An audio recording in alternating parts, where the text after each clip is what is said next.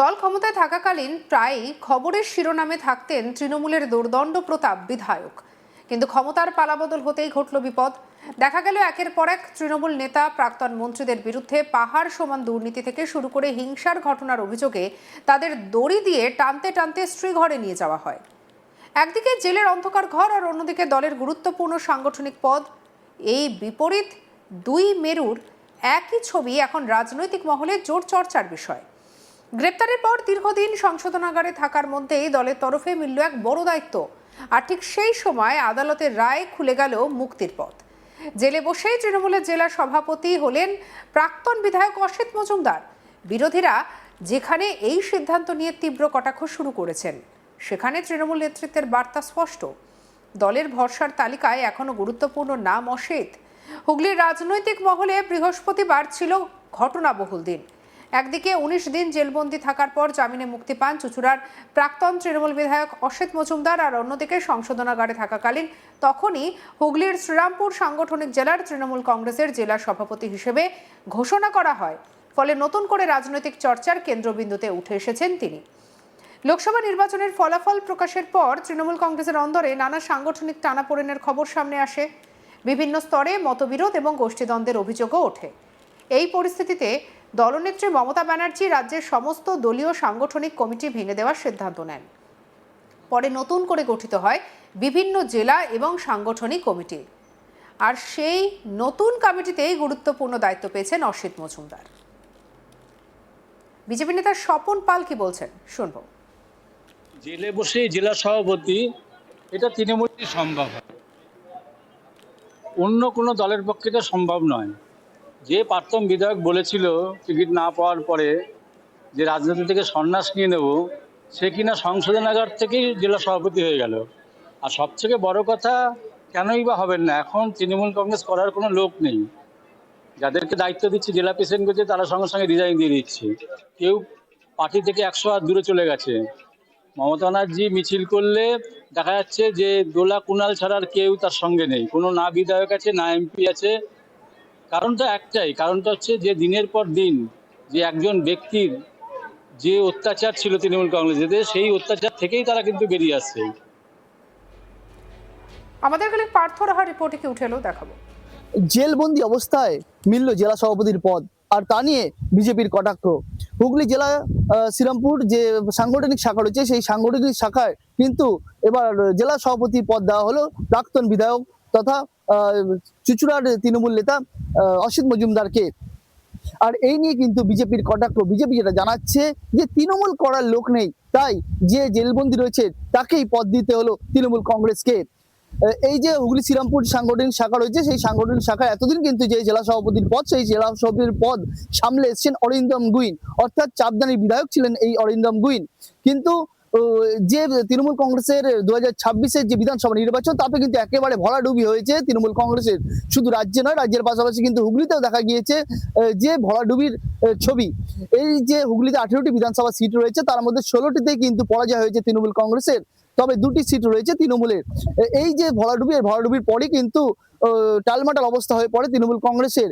এরই মাঝে কিন্তু যে 2026 বিধানসভা যে নির্বাচন, তারপরই কিন্তু অসিত মজুমদার, যিনি চুঁচুড়ার প্রাক্তন বিধায়ক, তিনি কিন্তু রাস্তায় পেট্রোল ডিজেলের যে মূল্যবৃদ্ধি, সেই মূল্যবৃদ্ধি এবং তাদের সেকেন্ড ইন কমান্ড অভিষেক বন্দ্যোপাধ্যায়ের উপরে আক্রমণ এবং হেনস্থার অভিযোগ তুলে তিনি কিন্তু পিপুলপাতি মোড়ে তার দলীয় সমর্থকদের নিয়ে একটি বিক্ষোভ কর্মসূচি করছিলেন এবং প্রতিবাদ কর্মসূচি করছিলেন।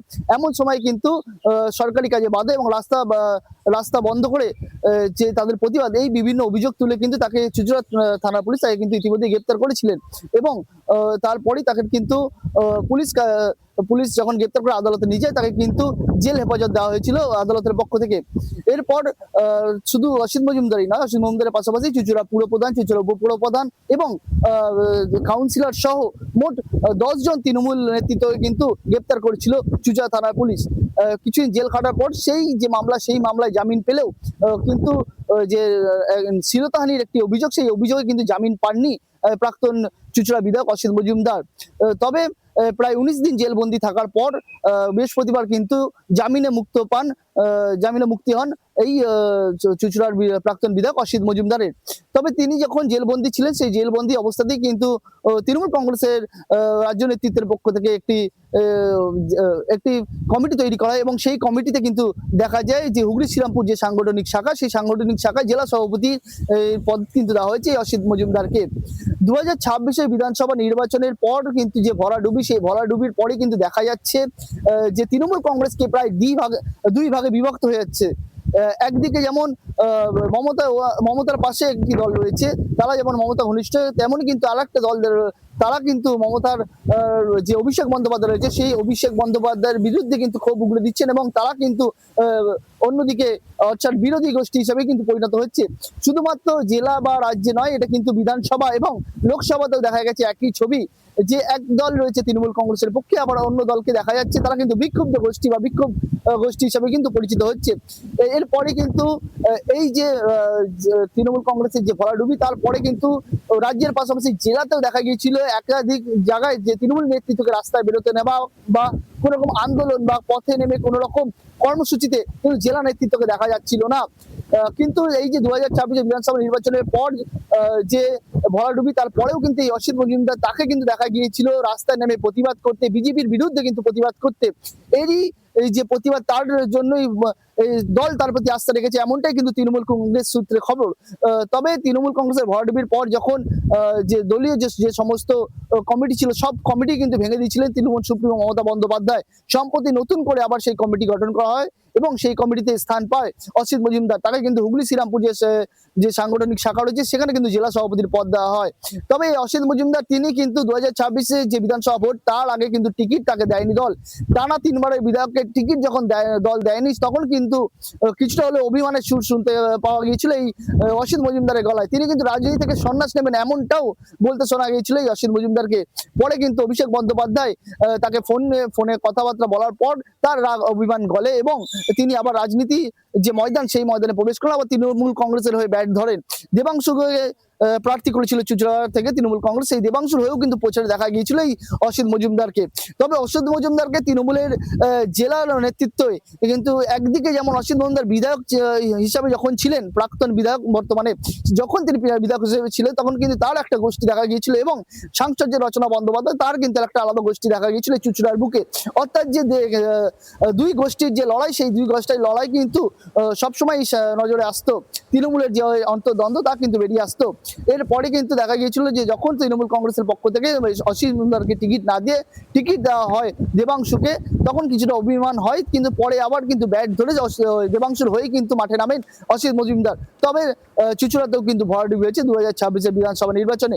এরপরে কিন্তু অসিত মজুমদার তিনি কিন্তু তিনি বিভিন্ন সময় কিন্তু দেখা গিয়েছে যে বিধানসভা নির্বাচনে দল হারার পরেও তিনি কিন্তু একাধিক তৃণমূল কংগ্রেসের দখল করে রাখা যে পার্টি অফিস, সেই পার্টি অফিসগুলো মুক্ত করে যে সমস্ত অন্যান্য বিরোধী গোষ্ঠীর, তৎকালীন বিরোধী গোষ্ঠী ছিল, সেই সমস্ত গোষ্ঠীকে কিন্তু সেই পার্টি অফিস ফিরিয়ে দিতে এবং রাস্তায় নেমে আন্দোলন করতে, এবং সেই কারণেও কিন্তু তিনি তাকে পুলিশ গ্রেপ্তার করে এবং তিনি জেলেও যান।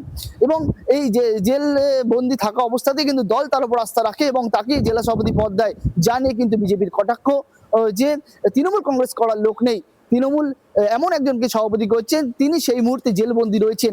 অর্থাৎ মমতা বন্দ্যোপাধ্যায়ের পাশে শুধুমাত্র কুণাল এবং দোলা রয়েছে, এছাড়া কোনো তৃণমূলের কেউ নেই। কোনো সাংসদ বা বিধায়করাও কিন্তু বর্তমানে মমতা বন্দ্যোপাধ্যায়ের পাশে নেই এবং তৃণমূল কংগ্রেস দলটা করার আগামী দিনে কোনো লোক থাকবে না, এমনটাই কিন্তু কটাক্ষ সুরে বলতে শোনা যাচ্ছে স্থানীয় বিজেপি নেতৃত্বকে।